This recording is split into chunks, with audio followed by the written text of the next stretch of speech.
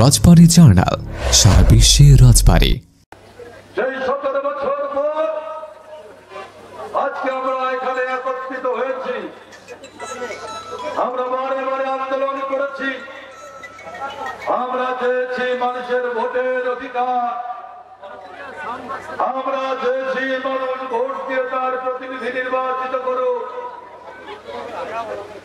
এই 17 বছর পর আমরা আজকে বাংলাদেশে একটা স্থিতিশীল সরকার, একটা স্থিতিশীল রাষ্ট্র, একটা স্থিতিশীল সমাজ প্রতিষ্ঠার স্বপ্ন নিয়ে আজকে আমরা এখানে দাঁড়িয়েছি। বন্ধুরা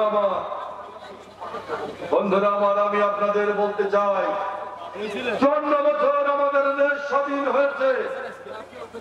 ভাগ্যের নির্মম পরিহাস, 54 বছরে বাংলাদেশের মানুষ আজও দরিদ্র আছে।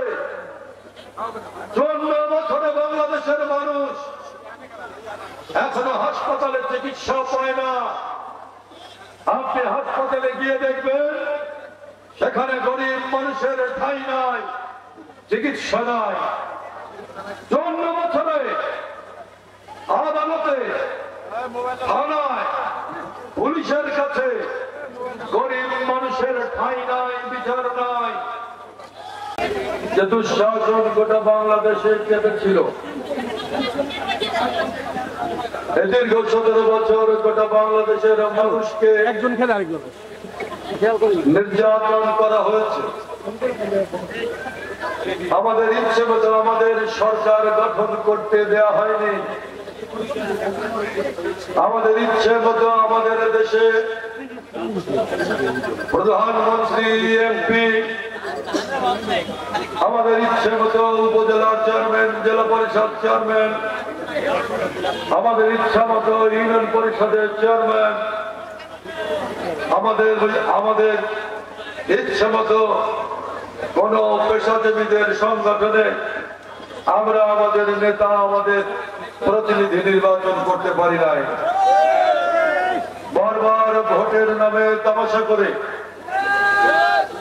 বাংলাদেশে শেখ হাসিনা বারবার জোর করে ক্ষমতায় এসেছেন। আপনারা জানেন, ক্ষমতায় থাকার জন্য শেখ হাসিনা বাংলাদেশে সমস্ত রাজনৈতিক দলের উপর কি ভয়াবহ নির্যাতন করেছে। দেশনেত্রী বেগম খালেদা জিয়া, তিনি তিনবারের প্রধানমন্ত্রী, একজন বয়স্ক মহিলা, এই বাংলাদেশের 18 কোটি মানুষের প্রাণের স্পন্দন বেগম খালেদা জিয়াকে মিথ্যে মামলা দিয়ে কারাগারে রেখেছে না? আপনারা জানেন, আমাদের নেতা তারেক রহমানকে মিথ্যা দণ্ড দিয়ে তাকে এই দেশে আসতে দেওয়া হয়নি। আপনারা জানেন, হাজার হাজার নেতা কর্মীকে হত্যা করা হয়েছে। আপনারা জানেন, হাজার হাজার নেতা কর্মীকে হত্যা করেছে সরকার। তাদের রক্তের গন্ধ এখনো বাংলাদেশের গ্রাম, শহর এবং পথে প্রান্তরে এখনো ছড়িয়ে ছিটিয়ে আছে। আপনারা জানেন, বহু মানুষকে গুম করা হচ্ছে, শত শত মানুষ, বিএনপির নেতা কর্মীকে গুম করে রাখা হয়েছে।